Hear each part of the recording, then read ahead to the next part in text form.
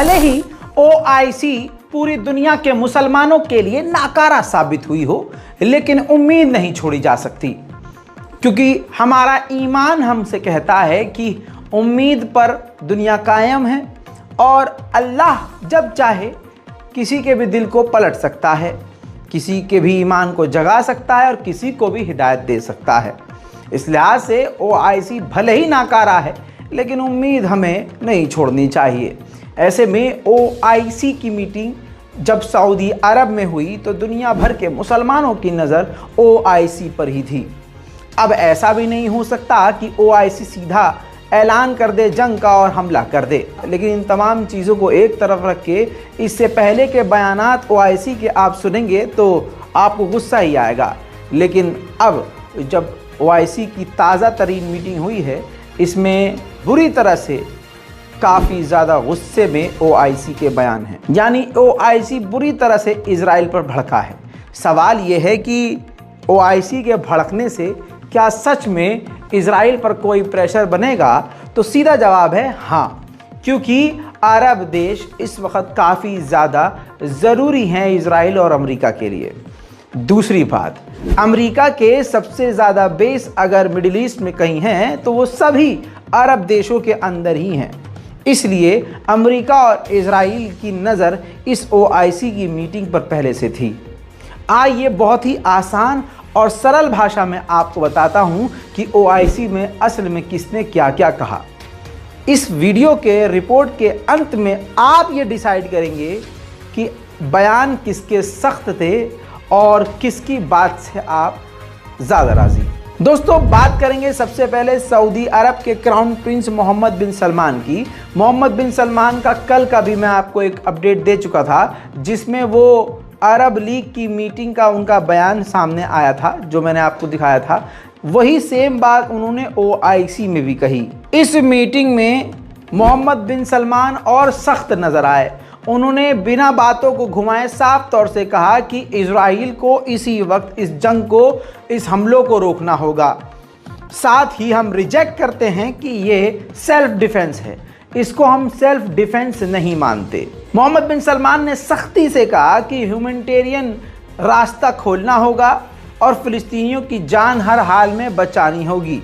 मदद का रास्ता इजराइल को खोलना ही होगा। उधर सऊदी अरब के क्राउन प्रिंस मोहम्मद बिन सलमान पहली बार इंटरनेशनल कम्युनिटीज़ पर भड़क गए।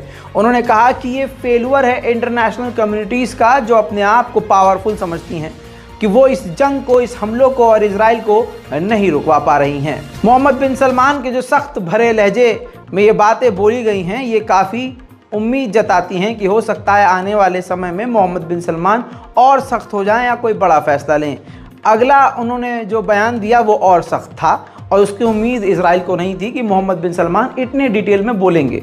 मोहम्मद बिन सलमान ने साफ तौर से कहा कि इजराइल गज़ा के अंदर बच्चों को, बूढ़ों को, महिलाओं को, इंफ्रास्ट्रक्चर को, हॉस्पिटल्स को निशाना बना रहा है, जो कि वॉर क्राइम है। वहीं मोहम्मद बिन सलमान ने कुछ भी नहीं छोड़ा। मोहम्मद बिन सलमान ने कहा कि जिस तरह से इजराइल गज़ा के लोगों को ज़बरदस्ती गज़ा से निकाल रहा है, इसको हम पूरी तरह से रिजेक्ट करते हैं और इस पर हमारी नज़र है।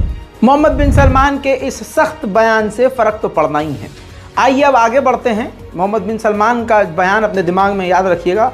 अब मैं एक और बड़े लीडर का बयान आपको बताने वाला हूं, वो भी शॉर्ट में।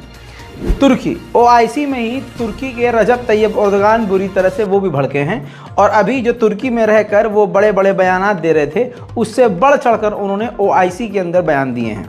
अपने घर के अंदर एक छोटी सी मीटिंग और कॉन्फ्रेंस में आकर बयान देकर वापस अपने घर चले जाना वो बात अलग है, लेकिन ओआईसी के प्लेटफॉर्म पर खड़े होकर सबसे ऊंची आवाज़ में इजराइल को ललकारना ये भी एक बड़ी बात है। आपको बता दूं, तुर्की ने ये कहा, यानी रजब तैयब एर्दोगान ने कहा कि इजराइल को अपना अंजाम भुगतना होगा, इसका खामियाजा भुगतना होगा जो उसने गाज़ा के अंदर तबाही मचाई है। साथ में तुर्की ने यह भी कहा, एर्दोगान ने यह भी कहा कि ओआईसी को फंड रेज करना चाहिए, पैसा इकट्ठा करना चाहिए और पैसा गज़ा को देना चाहिए कि पूरा फिर से वो वैसे ही बनकर तैयार हो सके। रजब तैयब एर्दोगान ने साफ तौर से ये भी कहा कि इन हमलों को और इन बर्बादियों को और इन टकराव को ख़त्म करने के लिए 2 स्टेट सॉल्यूशन ज़रूरी है। साथ में उन्होंने बड़ी बात कही कि जेरूशलम जो है हमारी रेड लाइन है। जी हाँ, जिस जेरूशलम को इजराइल अपना बताता है, अर्दोगान ने कहा कि वो हमारी रेड लाइन है। रजब तैयब अर्दोगान ने जो सख्त बात कही वो ये कही कि जिस तरह से इजराइल ने न्यूक्लियर की धमकी दी है, इसकी जांच होनी चाहिए कि आखिरकार इजराइल के पास न्यूक्लियर बम है तो कितना है, कहाँ है और उसके दिमाग में क्या चल रहा है। मेरे दोस्तों, ये था OIC में तुर्की का बयान। अब तीसरे अहम, देखिए 3 या 4 ही लोग थे जिन्होंने सबसे बड़ा बयान दिया और पूरी दुनिया की नज़र उस पर थी, और मुझे यकीन है कि आपकी भी सिर्फ इन्हीं पर नज़र होगी, क्योंकि दूसरा कोई ऐसा कुछ बोला ही नहीं है। दोस्तों, ये तस्वीर देखिए, ये ऐतिहासिक तस्वीर है। ईरान के राष्ट्रपति इब्राहिम रईसी और मोहम्मद बिन सलमान की ये तस्वीर देखने लायक है। जिस तरह से तेज़ी से बढ़कर मोहम्मद बिन सलमान बढ़कर इब्राहिम रईसी के हाथ को पकड़कर उनके हाथ पर अपना दूसरा हाथ रखते हैं और 4 कदम उनसे एक्स्ट्रा चलकर उनको आकर रिसीव करके वापस अंदर लेकर जाते हैं। ये ऐतिहासिक तस्वीर है। इस तस्वीर से अमेरिका और इजराइल काफ़ी ज़्यादा हैरान और परेशान और चिढ़े हुए हैं। मेरे दोस्तों, अब बात आई है इब्राहिम रईसी की कि ईरान ने OIC में क्या बोला। मुझे यकीन है कि आपने दिमाग में मोहम्मद बिन सलमान के बयान को भी रखा, रजब तैयब अर्दोगान को भी रखा, और अब आप दिमाग से सुनेंगे कि ईरान ने क्या बोला। ईरान के राष्ट्रपति इब्राहिम रईसी का वही टोन रहा, वही जलवा रहा और वही अंदाज रहा जैसे वो ईरान में रहकर अमेरिका और इजराइल को कोसते हैं। इब्राहिम रईसी ने बातें बहुत बोली, लेकिन पॉइंटर्स आपको बता रहा हूँ।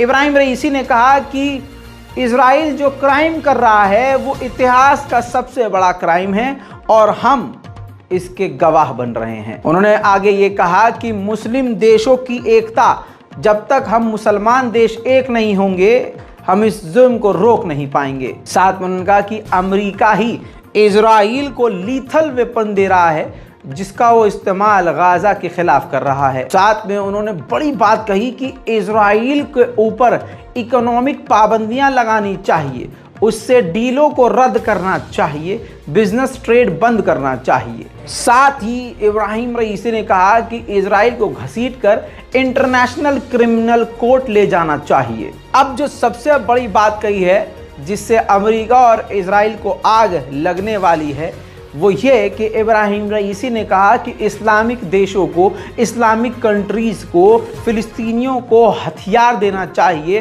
ताकि वो अपना सेल्फ डिफेंस कर सकें। उन्होंने कहा कि एक ही ऑप्शन है पूरे इस तबाही को और कॉन्फ्लिक्ट्स को ख़त्म करने का, फ़िलिस्तीनी स्टेट बनाना फ्रॉम रिवर टू सी।